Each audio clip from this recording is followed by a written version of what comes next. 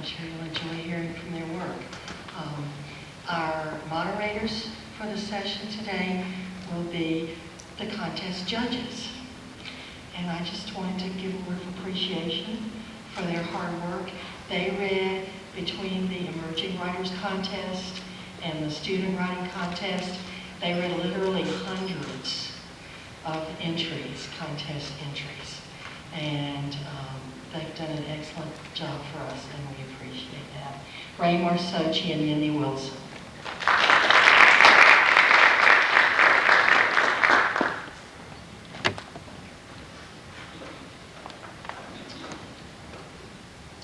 Well, of those literally hundreds of poems we received for the student writing contest, the original batch of submissions shared a few common themes: love, death, the wish for serenity or peace. Several leaving prayers and condolences for Katrina victims, which, considering that the submission deadline was only 8 days after the hurricane hit, was something I found kind of surprising. Most of the submissions worked those predominant ideas, but several separated themselves by how they challenged those same themes, how they crafted metaphor through rhythm and imagery. The second and third place poems managed this shaping of metaphor by giving clarity to the conceptual. In my reading, I did not consider that they were by the same writer. The poems exist of themselves, addressing their ideas with an autonomy of voice, a vision unique to each piece. The poet, Federica Wilhelm, says her background of her travels and knowledge of foreign languages are a blessing. She was born in Oderzo, Italy, a town near Venice, and learned French, German, and English before traveling throughout Europe and then on to North Africa, India, Thailand, and China. She visited South America, and in 2002 moved with her husband to the US. None of this background is made explicit in her poems. Instead, Federica's work generates tangible absence, giving shape to darkness and light through shadow in one poem, illustrating psychic and social trauma by molding dimension of loss in the other. I present to you Federica Wilhelm.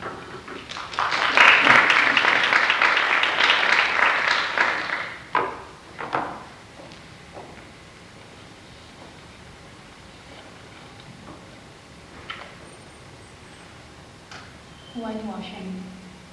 A few heartbeats in the slam, and you were gone. Have you ever been there? It was sudden, but not painful. The breath did not choke. The arm did not break.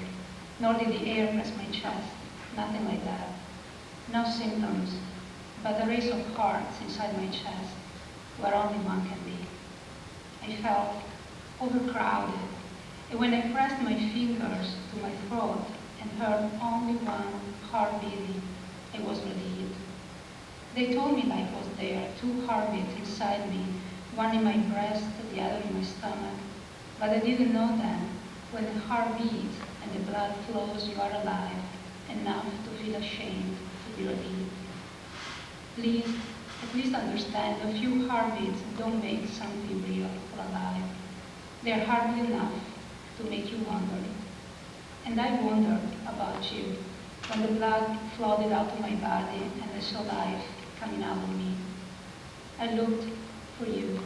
If you were hidden in the red thread in the sheet, if your heart or your beads were there, I could have found you.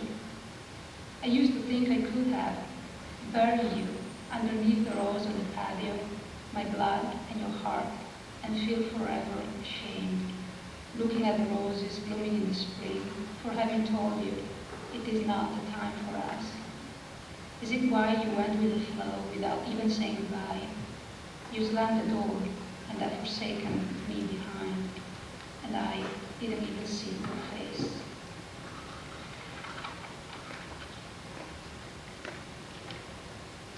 Don't forget me. Don't forget me, you said, as if shadows can be ever erased. Light creates them, dark expands them. There is no place, I know, for forgetfulness. I was 8. That summer Saturday afternoon, I slipped lazily, taking off steps and down to church to confess my sins. The sun on my back, my shadow in front. I followed, and tempted to step on it, see if the dark dare to embrace and pardon me. After being cleansed, I was forgiven and forgot the hate of Ave Maria. In front of a white screen and a movie at the school of the church, I watched the dark changing into light. On the wall, I created shadows, butterflies, came and flew. They lived dark and light. A shadow came, you followed, and I wished it was winter. One can see breath in winter. Mist sprays as water from a high fall. I could have seen it. I could have run away before the sore smell of garlic, a cigarette, and you blended your breath in mine. Let my hand go forward with life on its own. Don't forget me, you said, as if I could ever erase the moment I've learned. Dark can embrace me, shadows can be carried, and a dead body doesn't always find a place to be buried.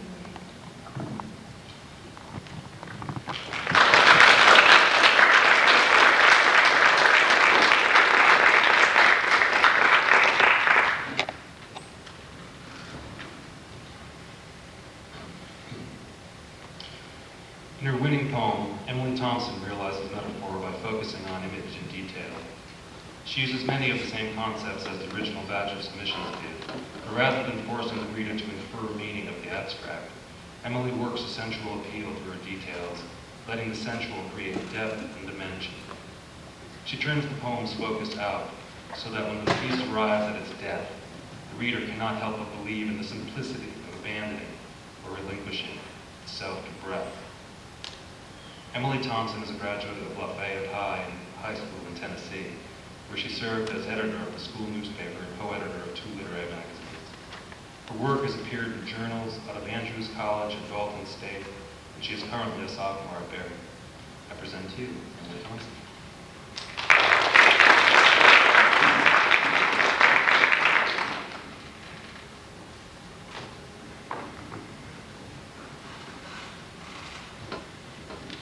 First, I'd like to tell you a story about my poem. When I wrote this, I wrote it for a workshop class, and I didn't like it at all, and I almost threw it out, but a deadline made me keep it. So thank you to my wonderful teacher, Mr. Reese, for making me keep it. This is like a perspective. In the spring, we saw it floating belly up, a sick pale color that caught the eye as it bounced against the rocks. Curiosity is an overwhelming sense, so you took my hand and we crept to the water's edge, poking that slippery body with a stick until it rolled over, and you saw yourself in its lidless glass eyes. You asked me what it was like to die, and I told you. In the summertime, when we ruled the universe, you wore ripped jeans and rock and roll attitudes, and I wore my hair in braids. The only way to escape the sticky heat was to rip apart the night with engines and smoke. You asked me what it was like to lose control. I asked you what it was like to lose control, and you showed me. In the winter, when we were all brains and coffee beans, wearing red, framed in thick, black-rimmed glasses, we would stay in bed and watch the heat slip through the cracks in the window, fog laced with mocha and cheap cigars. You rested your hand on my neck and stared at the yellow ceiling. You asked me what it was like to die, and I told you. It is just as simple, yes, just as simple as forgetting to take the next breath. But now, I think it may be even simpler.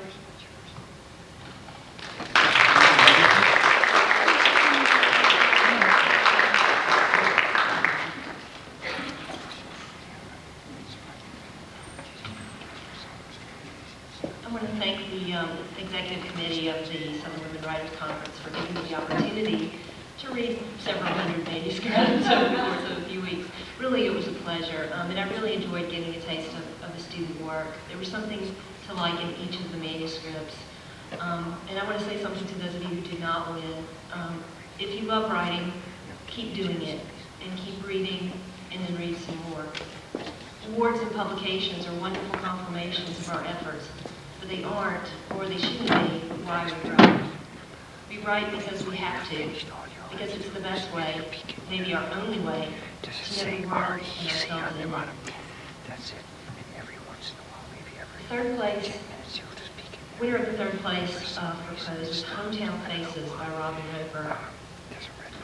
an essay about the author's discovery of the off-kilter and the everyday mundane. It's distinguished by its wonderfully detailed observations and the empathy with which the author examines each of these hometown faces. Robin is from Jefferson, Georgia. She's a communications major. She won third place in rhetorical criticism at the 2005 Novice National Forensics Tournament, and she's a news producer for Viking Vision, the campus TV station. Robin Rayburn.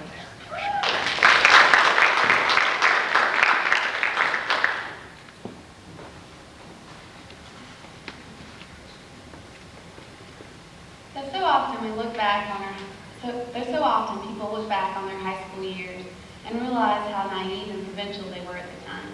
My part-time job at my small town's local pharmacy provided me with a slender knowledge of medicine, but more importantly, with an understanding of people.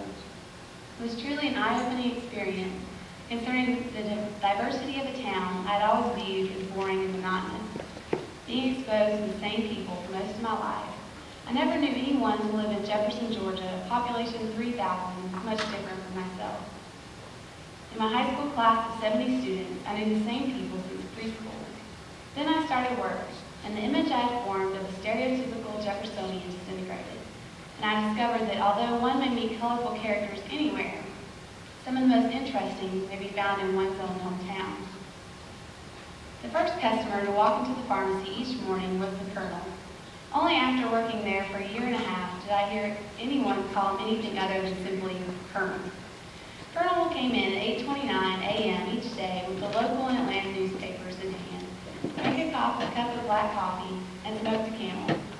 He was the only person who smoked in the sandwich shop located in the back of the pharmacy. I do not know if he was allowed to smoke because he'd been coming in longer than the owner, or if the owner simply had too much respect for the Colonel to ask him to stop. The Colonel, with his authoritative manner, had an opinion on every political issue, and no one dared disagree with him.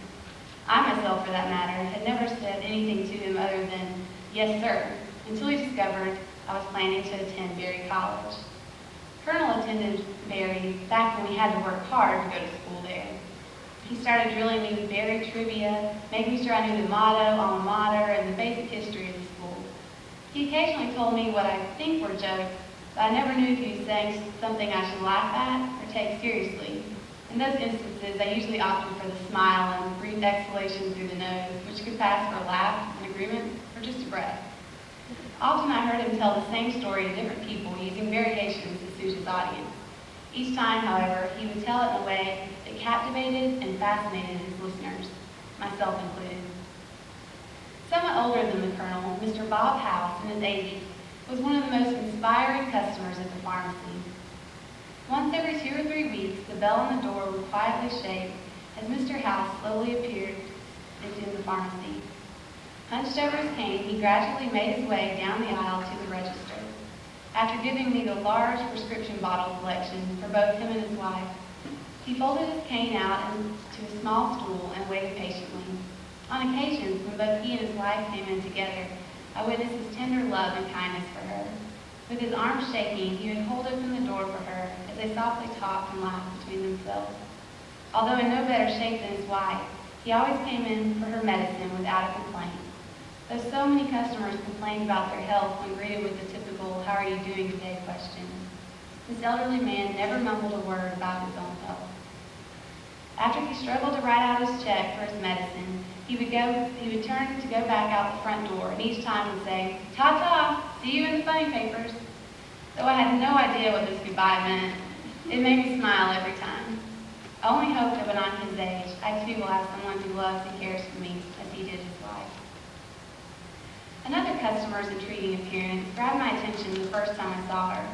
She was tall, skinny, usually dressed in pink, and always ornamented in a tremendous amount of ostentatious jewelry. Her most distinctive characteristic, however, were her big, bulging eyes, remarkably similar to that of her dog. Her Chihuahua, which wore a pink rhinestone collar and matching leash, almost always accompanied her on her frequent visits to the pharmacy. In eavesdropping on one of her conversations, one could easily mistake the dog for a child. After hearing one dog story after another, I felt I knew everything about this old maid and her baby. Later, I was shocked to find out that she had been caught for prescription fraud. She had been using her at-home scanner to replicate prescriptions for potent pain relief After she was caught, the lady and her dog continued to come into the pharmacy, but were accompanied by her father. The lady didn't seem bitter or angry, but embarrassed. As time passed, her demeanor improved, and she and her father appeared happier than I had ever seen them. She must have found the proper relief she needed, something that could not be found behind the pharmacy counter, but by asking for help from those who care. Another customer came to the pharmacy most of the time not for medicine, but for love. The pharmacist, Fred, always greeted him shouting, "Moses, how are you doing?" Fred said he gave him this name because he was as old as Moses. The two joked back and forth, and the happiness on Moses' face clearly showed how much the interaction meant to him. The pharmacy is the only place he really got to socialize and see other people, so he usually stayed a long time. He would repeatedly ask for a glass of water, each time explaining to me that his medicine made his mouth dry. On most visits, he wanted to buy a card for someone who had been nice to him. Being illiterate, he usually asked me to help him pick out a suitable card. We sometimes spent 20 minutes trying to find the perfect card. Once the intensive search was complete, he told me what he wanted the card to convey and asked me for suggestions. After he wrote it down and sealed it up, he would hold it in his hands grinning and would say over and over what a good card we had picked out. When I first started working at the pharmacy, Moses was being treated for depression. I feel certain that the medicine was only part of what made him better. The love and welcome he received was the best remedy. The biggest surprise I had at work was Bubba. Bubba was the so-called simple guy that led the so-called simple life. He dropped out of school and could be seen daily cutting grass and doing yard work at various places around town. Like clockwork, 45-year-old Bubba came into the store, went to the sandwich shop, got a Pepsi, and talked endlessly to whoever would listen. When he ran out of things to say, or more likely someone to say them to, he would reach his mangled hand, missing a couple fingers from a lawnmower accident, into his pocket and give me 52 cents for his Pepsi. I would take the money and try to appear as busy as possible. However, without fail, he would jabber on about sports, weather, and local politics. He never mentioned anything about himself or his life. This, I assume, was due to the fact that he was just one of those simple men. As I worked there longer, I heard more and more customers mention a favor Bubba had done for them, or things he had done for his mother. In time, he helped my family out with several kind deeds. I discovered this man that I was working so hard to avoid was actually one of the most generous people in town. Each day, the news and various reality shows portray crazy, inspiring, and amazing people. However, one doesn't have to turn on the television to see them. In every town, no matter how small, interesting people exist. They are not always noticed, but when one really tries to know and understand the community, he or she can see more exist than meets the eye.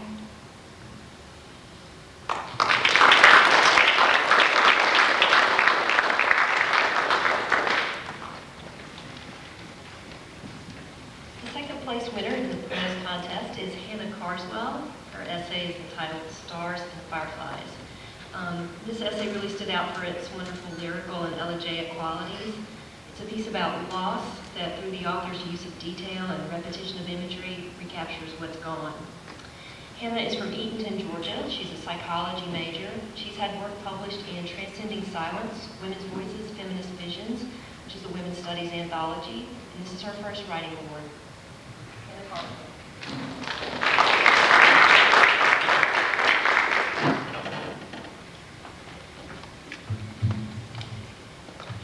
Buried in my top right-hand dresser drawer, there's one of those colorful one-hour photo envelopes.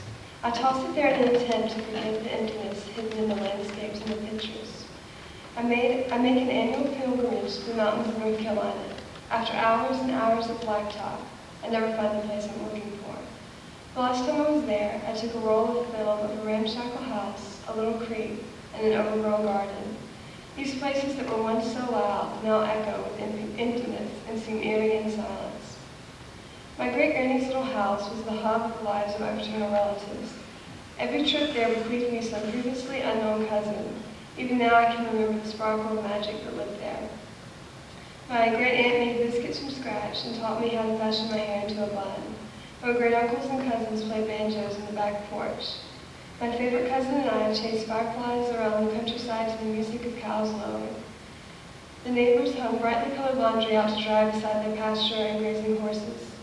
I can't recall much about my great-granny, just a loose gray bun, her love of Randy Travis, she'd always say that boy can sing, and her habit of chewing snuff. I felt all great-grandmas chew tobacco. When I think back to those cool North Carolina nights, I know that I had an extraordinary childhood that most people my age can never dream of. I got a peek into back porch sitting, firefly catching, banjo playing, and a life in a place only slightly touched by commercialism. In a single decade, my small-town America disappeared forever. Now my great aunt has lost the 100 pounds that made her plump and has an entirely new wardrobe and a living boyfriend. The great uncle who played hard-hearted Hannah on his banjo in honor of my name is fighting a deadly battle with cancer. My favorite cousin now works at one of the hardware store chains that has invaded the little town, and he proposed to his high school sweetheart a few weeks after graduation. The great uncle who taught me the pleasure of the eternal hunt for four-leaf clovers and the imperativeness of staying away from critter holes or snake holes has been dead for years. When I stand on that little black back porch, I don't see the overgrown garden with peeling paint. I see the ghosts of the people these people once were. It took a roll of film for me to realize that what I really missed are those ghosts. Ghosts who can't be captured through a lens of 35mm. I tell myself how lucky I am to even know that this place was once so magical, just to try to wash the bitterness of losing it away. I visit the same uncles, but I no longer hear banjo music. I visit my cousin, but he is very much in love with his fiancée and consumed with excitement about his new career. Besides, he never was one for reminiscing anyway. I see my great-aunt, but the smell of fresh biscuits isn't walking through that air anymore. My sister's too young to remember, who will help me remember the magic when it is entirely gone. Even now, especially now, a rare night comes along when my childhood comes alive for a moment. The sticky night gives way to the cool mountain air and envelops me. The shoes that entrap my now much larger feet fade away, and the hard Georgia red clay is replaced by cool, lush grass. I hear the faint strains of music and laughter. The stars and fireflies intermingle indistinguishably around me, and I know that if I extend my hand to the pale moonlight, I can reach them all, yet touch none of them at the same time. That's the paradox of becoming an adult. I will always have a home in that faraway place called childhood, but I will never be able to really go home ever again. Although that home is now unattainable, the mountains will be my surrogate home. These grand silent witnesses to a childhood not long gone beckon me, and when their cries become so loud that I cannot ignore them, I am pulled home. These mothers and grandmothers who silently watched so many magical childhoods will remind me to dance, smile, and never stop looking for the elusive four-leaf clover. I've never been fond of change, so I knew I had to visit that little house one more time before it was torn down. I used to think I simply ached for the loss of the place. I now realize that I hurt for the loss of the simplicity of being ate with a good friend, a mason jar and fireflies to catch. We were so sure that our mason jars would illuminate the world. After my great-grandmother died, we scattered. Without her to draw us together, we drifted apart.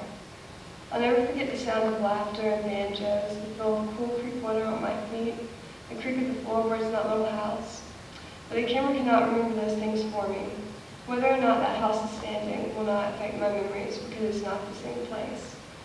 As much as I would love that envelope to hold all these memories in the glossy little prints, I know it never can. I know that's why they're so precious. No matter how much I change in between visits, I always feel that little tightness in my chest when I catch the first glimpse of the Smoky Mountains on the horizon. I always know that I'm coming home.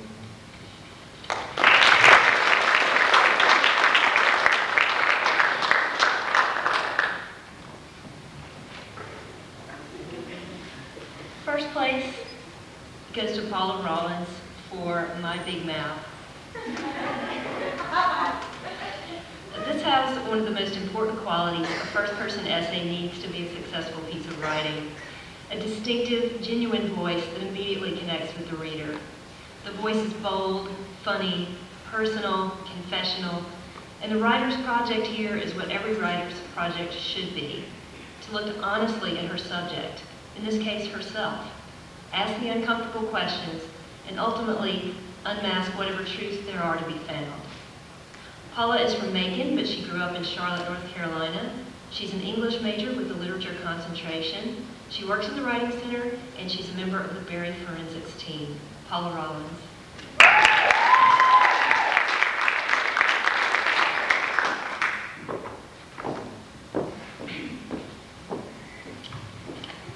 I have a big mouth. Not in the size sense, of course, as all my facial features, especially my squinty eyes, are small in great contrast to the rest of my body. No, I tend to think of my mouth as large and all-encompassing because I find it hard to keep secrets, but not the secrets of others. I just love the energy, the electricity created when sharing little-known details about myself with others. The idea that they might go away thinking of me differently, that they might smile at the thought of something dirty I did when they were really down the next day. But having a big mouth goes beyond being my own worst enemy gossip.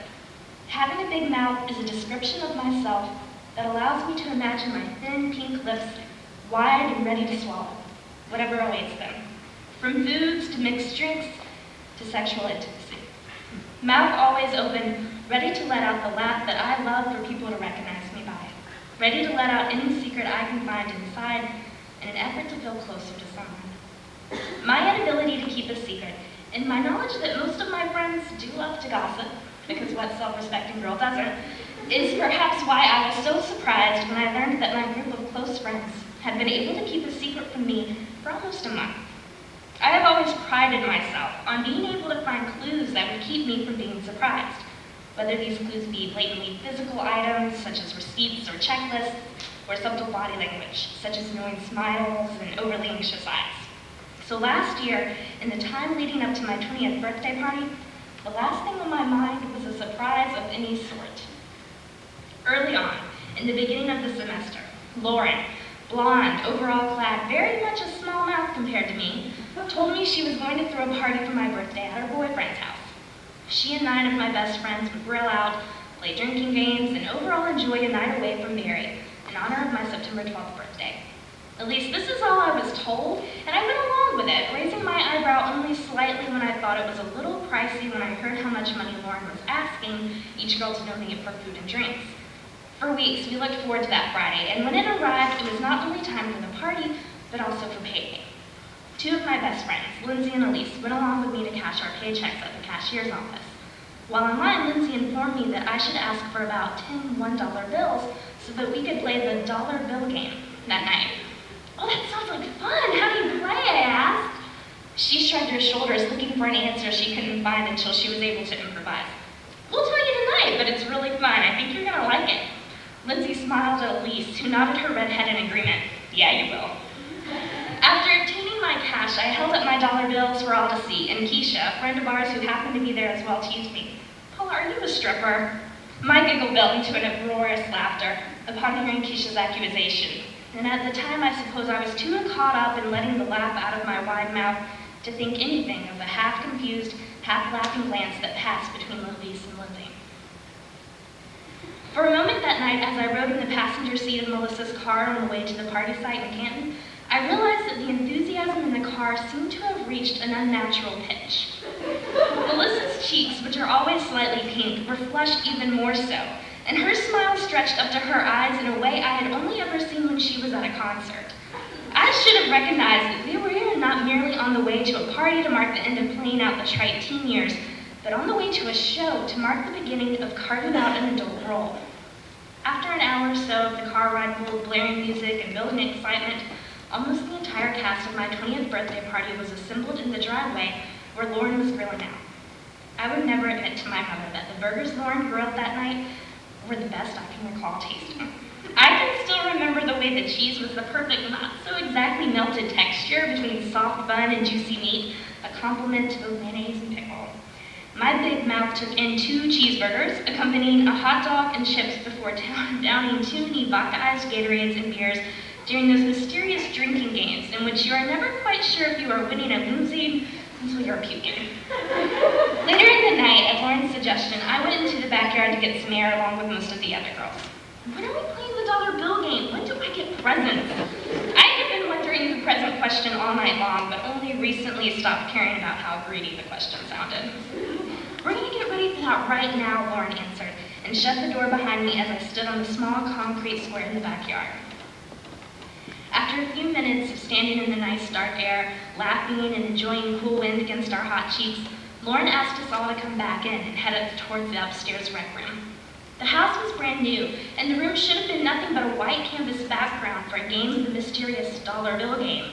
But as I turned the corner from the stairs, I saw the glowing colored lights dancing around the room, and my body, beating my brain to recognition of what was going on, looked to see a cowboy standing in the center of the room. Paula? Damn, his voice was deep. Very, very strippery. My mouth was wide open, as big as it can get. The snapshot untold all of my friends were excited to take, and I reflexively took a step back, but Lauren was there to push me forward, and Sage, the built cowboy, and oddly enough both black and white, pulled me forward and sat me down in a chair at the front of the room. He stood in front of me while I was still in shock, and playfully jiggled my breast through my shirt, giving him some dirty compliment that I couldn't deny was true. I sat in the chair, looking around at the semicircle made up of my friends in their own seats. Oh my God, did you know about this? I mouthed to a couple of them, but mostly I just laughed, stretching my mouth out, letting it stay open, as Sage brushed back my hair and rubbed my shoulders, telling me he had heard I was a dirty girl. Of course, I agreed with him, but I couldn't help but think, no, I'm only a girl who talks dirty. Who, like these walls, is pure, really pure and white, only splattered with the vibrant dancing colors of dirty jokes and fantasies. Sage and I both wore white shirts, blending into the purity of the walls as we touched and teased each other that night, because before long I realized that I was just as much a part of the show as he. I would be the entertainment for my friends that night. There was a sudden odd responsibility to do something worth gossiping about. My goodies, not my goodies. The music started as Sage danced around me and I sang along, my mouth getting broader and broader the more I sang and the more Sage touched me. I let myself become more excited, more relaxed with myself, and eventually I was the one giving Sage a lap dance. And while I was proud of myself for doing just that, for not being shy, I would still lie awake in bed that night wondering, why didn't I do more? Why not take off my shirt if he could?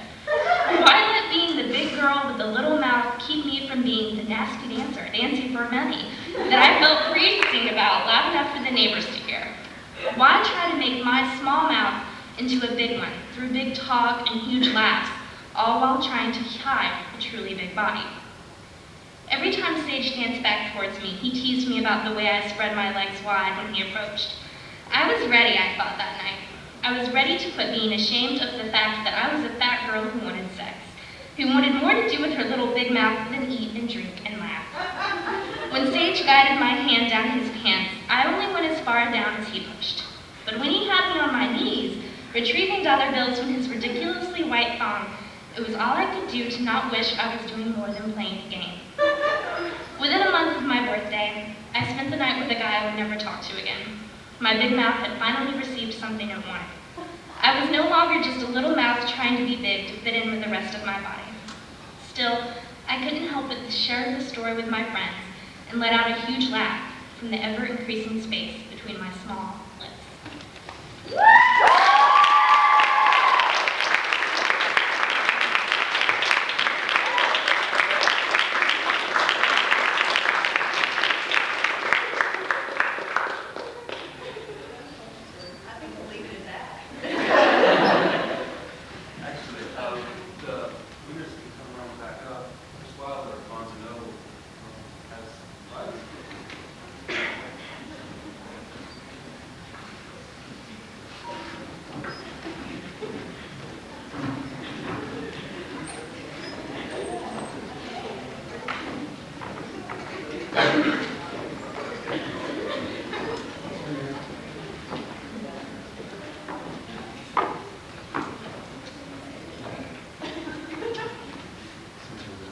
Direction I'll go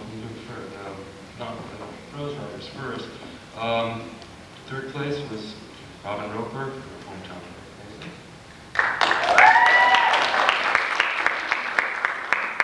Hannah Coswell, second place for Stars and Fireflies.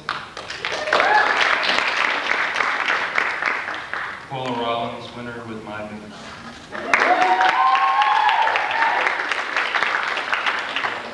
Switch these two around. washing, and don't forget me. First place, Damon Thompson.